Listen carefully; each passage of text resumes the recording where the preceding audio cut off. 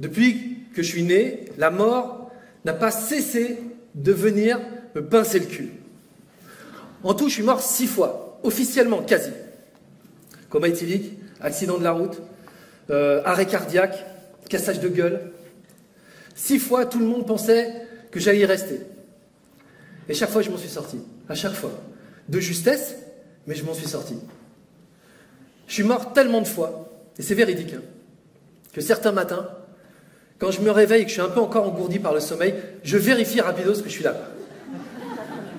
Parce que croyez-moi, 6 morts, c'est quand même beaucoup pour une seule vie. Mais ce qui est génial, c'est pas véritablement les moments où on meurt. Ce qui est génial, c'est autre chose.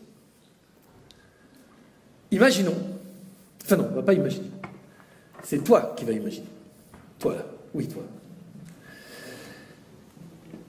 On va tous imaginer avec lui. Hein. Imagine que le fait que tu sois dans cette salle-là, dans cet événement, c'est toute ta vie.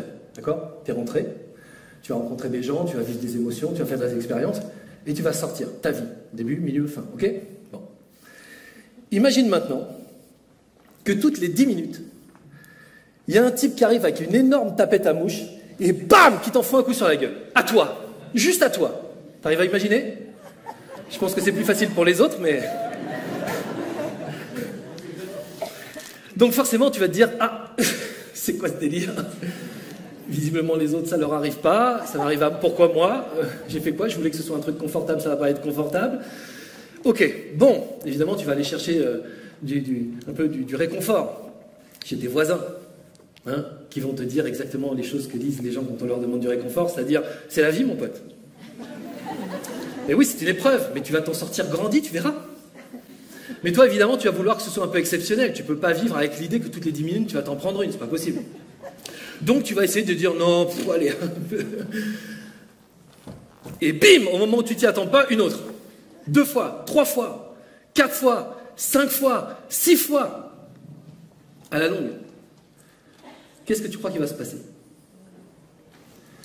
Eh bien, en fait, il y a plusieurs solutions. On a tous plusieurs solutions. La première, c'est de se mettre en colère contre le mec avec la tapette à mouche. Évidemment. On va s'énerver, on va vérifier tout le temps, tu vas regarder tout le temps si derrière toi, il n'y a pas le mec avec la tapette à mouche, tu vas vouloir qu'on blinde les portes, qu'on mette un signal d'alarme, enfin bref, quoi, tu vas te protéger. Bon, évidemment, tu vas protéger ta famille, tu vas protéger tes enfants, à qui tu vas raconter que dans cette salle, il y a plein de porteurs de tapettes à mouche, et qu'éventuellement, les gens qu'il va rencontrer pourront eux-mêmes être le porteur de tapette à mouche. Bref, tu vas flipper, quoi. Et au final, bam, tu vas te la prendre, évidemment. Il y a toujours le dernier coup de tapette à mouche, le final, celui dont on se remet pas, quoi. En fait, tu auras flippé toute ta vie pour un truc qui va t'arriver à un moment donné, c'est un peu stupide, mais bon, bref, il y en a plein qui choisissent cette option-là. Et aussi une autre option, c'est de te plaindre. C'est pas mal, il y en a plein qui le font aussi. C'est les chouineurs de service, tu vois. Ils passent leur temps à demander au bon Dieu, pourquoi moi, que j'ai fait, tu vas passer de rang en rang pour te plaindre. Et évidemment, les gens, ils vont aimer ça. Tu vas être celui qui se plaint.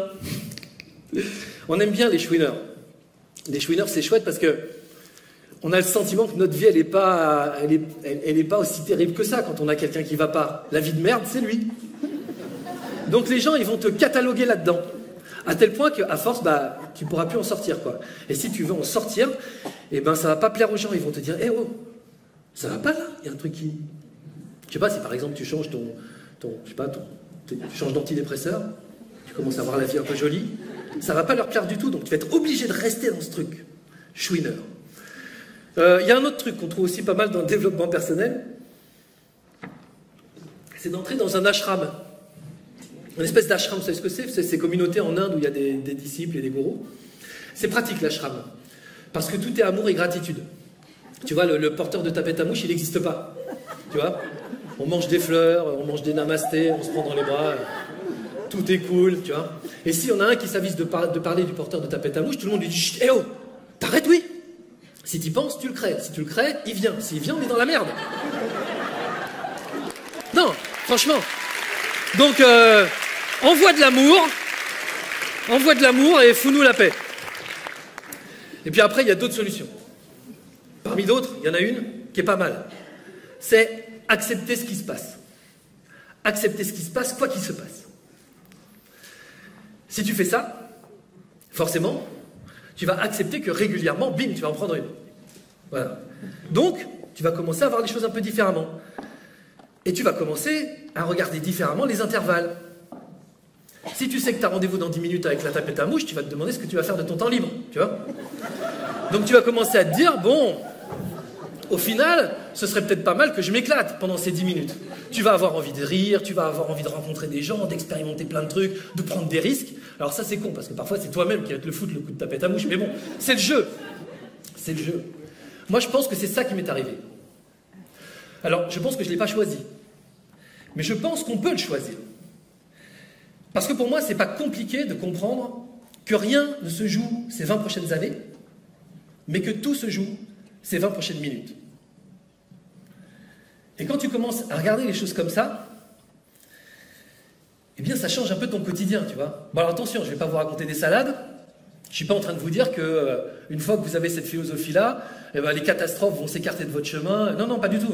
Non, vous allez bien les vivre, tout comme les emmerdeurs, les dettes, tout ça, on va vivre bien tout ça. C'est pas... Non, non. En revanche, les choses vont se passer à un autre niveau. C'est que tu vas plus t'inquiéter de ce qui se passe. Tu vas commencer à te demander qui tu es. Qui tu es face aux situations que tu vas rencontrer. Qui tu es face aux gens qu'on va mettre sur ton chemin. Et qui tu es et comment qui tu es va s'exprimer à travers ça. Et là, c'est fun. Tous les matins, tu te lèves et tu dis à l'univers « Oh, envoie du bois, je suis chaud bouillant. » Et crois-moi, quand il envoie du bois, il envoie du bois. Moi, il m'est arrivé des trucs de fou. Des trucs dingues. Je vais vous raconter un jour, j'ai participé à la réunion de la dernière chance. Je l'appelle comme ça parce que j'étais raide. C'était la dèche pas possible. J'avais plus une thune. C'était juste après les événements du 11 septembre. Tous les budgets sur lesquels je travaillais avaient été gelés, mes revenus avaient été divisés par 40, enfin, c'était l'horreur, je ne pouvais même pas mettre à manger dans l'assiette de ma fille. Et donc, comme ça, il y a un truc qui est arrivé, une réunion, un homme d'affaires qui cherche un auteur pour monter un énorme business, c'était la réunion de la dernière chance. Je n'avais même pas assez d'argent pour payer mon billet pour aller jusqu'à Paris, c'est ma copine à l'époque qui m'a payé mon billet, et on avait tous les deux énormément d'espoir dans cette réunion. Moi, juste pour sortir la tête de l'eau, quoi. Elle pour être remboursée de son billet, évidemment. Et j'y suis allé. Et je me suis retrouvé autour d'une table, il y avait les auteurs les plus brillants du show business français. Bon, en même temps, je me disais que si j'étais là, c'est que j'avais ma place. Mais je sais pas, peut-être que c'était la fatigue du transport, j'en sais rien, j'y étais pas. J'arrivais pas, je percutais pas. J'étais là, ils discutaient entre eux, je me sentais pas à ma place, c'était trop bizarre. Et donc l'homme d'affaires est arrivé, il a présenté son projet, franchement, c'était jackpot. Hein. Franchement, là, il fallait pas qu'on passe à côté de ce truc-là. Tous les autres étaient hyper pro, hyper motivés, et moi, non. Moi, je sais pas, j'accrochais pas. Donc une fois qu'il a fini de présenter son truc, tout le monde a commencé à négocier, comme des professionnels. Et les droits, et les machins, et notre part, et on fait comme ça, nanana. Et moi, je disais rien. Ils négociaient des 0,01% de droits sur le truc, enfin un truc de fou, quoi. Et moi, j'étais content qu'on ne me pose pas la question parce que je ne savais pas quoi dire, quoi. Et donc, à un moment, évidemment, l'homme d'affaires, le mec qui pèse des millions, hein, quand même, il s'est tourné vers moi pour me poser cette question. Bah, et toi, qu'est-ce que t'en penses? On t'entend pas. Alors, bien sûr, j'ai été tenté de dire, je sais pas, 0,02%, enfin un truc débile. Mais je sais pas, j'ai peut-être été rattrapé par la tapette à mouche, j'en sais rien. Mais je me suis dit, et merde, voilà, il veut mon avis, je vais lui donner mon avis. Tout millionnaire qu'il est, je m'en fous.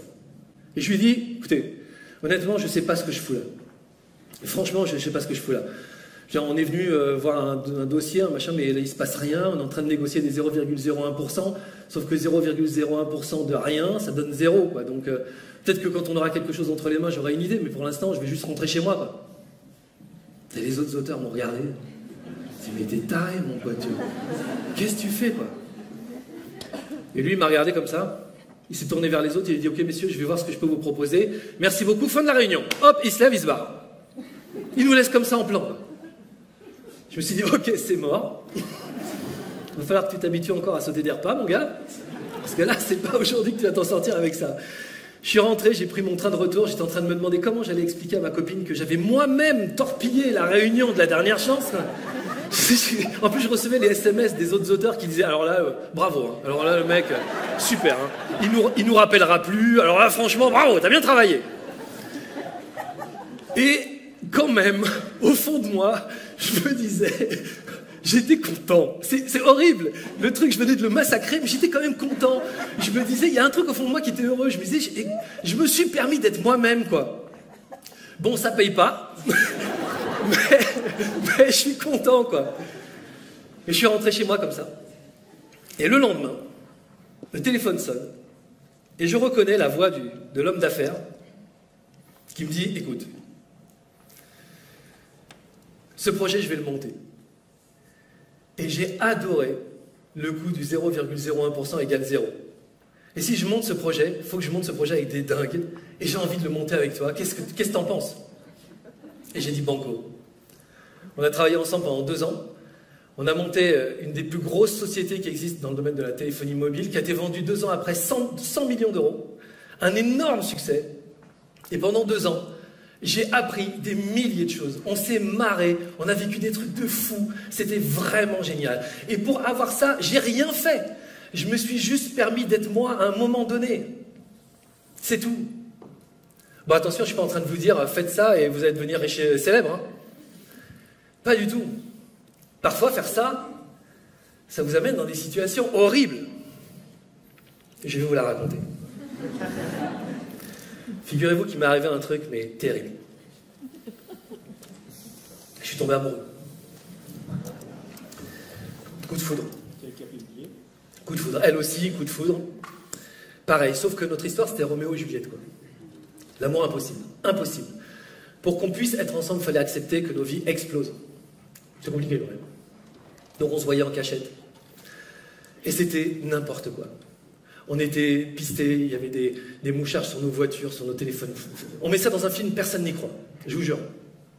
Et moi, c'était mon quotidien. C'est l'enfer, absolument l'enfer.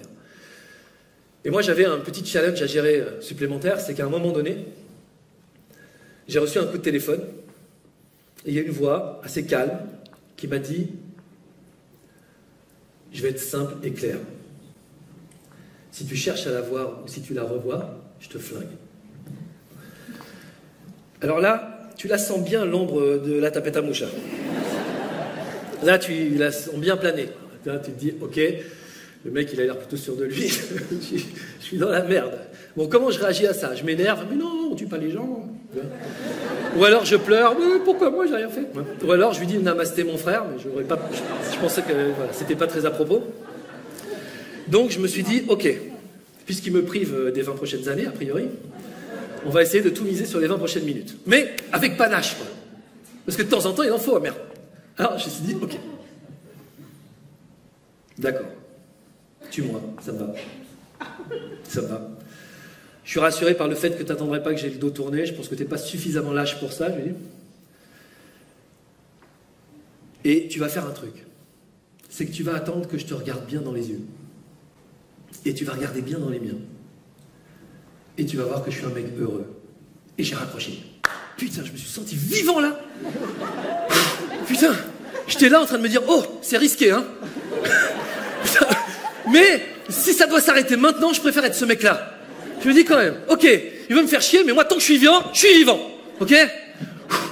Bon, ceci dit, on se voyait plus. Parce qu'elle avait reçu des menaces, elle aussi. Et donc, c'était un peu compliqué de se voir. Et je me rappelle, un jour, j'étais garé sur un parking. Et je vais dans ma voiture, j'ouvre, j'étais dévasté. Hein. Franchement, je ne sais pas qui a été amoureux dans cette salle, mais moi, c'est que j'y arrivais pas. J'étais mort vivant. Je monte dans ma voiture, je mets ma ceinture, et d'un seul coup, il y a quelqu'un qui surgit. T'imagines même pas le bond que j'ai fait, quoi. J'étais dans le fond de mon fauteuil, pétrifié, et c'était elle. Elle me dit, je suis venu te dire que tu me manques. C'était à la fois génial et à la fois horrible, parce qu'on savait que avec ce moment-là, on était en train de signer pour le dernier coup de tapette à mouche, quoi. Et on s'est dit quand même, merde, quoi. On peut pas passer notre vie l'un sans l'autre. C'est pas possible. Et on peut pas non plus se cacher tout le temps, c'est pas possible. Donc il va falloir assumer. Et on va assumer cet amour devant tout le monde, quoi. Et fuck ceux qui veulent pas, quoi. Et s'ils veulent nous flinguer, ils nous flingueront. Et on a assumé notre truc. Et on a assumé parce que l'amour, c'est l'amour. Ouais. Attends, parce que c'est joli comme ça, mais on s'est foutu dans une merde absolue. Ça a été l'enfer, ça a été vraiment l'enfer. Mais ce qui était génial, c'était qu'on était vraiment l'un avec l'autre au présent. On était dans nos 20 minutes. On ne pouvait plus spéculer sur les 20 prochaines années. Donc on était obligé de se dire, voilà, c'est nous maintenant. Et c'était vraiment génial. Bon, je vous ai dit que c'était l'histoire la plus horrible qui soit, donc ils ont quand même gagné. Il y a eu beaucoup de dégâts. Mais je suis là. Je suis seul, mais je suis là. La vie, c'est pas simple. On n'est pas tous prêts à mourir ou à prendre des coups. Ou simplement à pleurer. On préfère le confort. C'est 100 fois plus confortable d'être à votre place, là, dans un canapé, que sur scène. Mais pour rien au monde, je laisserai ma place. Rien. Alors, je ne suis pas venu vous faire une leçon de vie, vous le comprenez bien, c'est surtout moi qui l'apprends, la leçon. Je suis juste venu partager un truc avec vous. Et vous dire que vous êtes dans les 10 prochaines minutes qui vous séparent du prochain coup de tapette à mouche, quoi. Et le prochain, ça peut être le dernier. On est tous dans ces 10 foutues minutes, là. Donc, qu'est-ce qu'on décide d'en faire? Est-ce qu'on va se protéger? Est-ce qu'on va pleurer? Ou est-ce qu'on va juste accepter? Et se dire, ok, si je suis là, que je suis vivant, qu'est-ce que je fais? Moi, je vous propose un truc. On n'a qu'à vivre. Juste vivre. Dire aux gens qu'on aime, qu'on les aime, et à ceux qui nous emmerdent, qui nous font chier. Pourquoi pas? On s'en fout. Moi, c'est ça que je propose. On vit. On vit. On vit. Allez avec moi. On vit. On vit. On vit. On vit. Plus fort. On vit. On vit. On vit. Voilà. Merci beaucoup. Laurent Marchand, s'il vous plaît. Merci beaucoup. Merci beaucoup. Tu sais que, après ça, plus personne ne regardera les tapettes à mouche de cette première. J'espère bien. Tu sais ça. J'espère bien. C'est magnifique.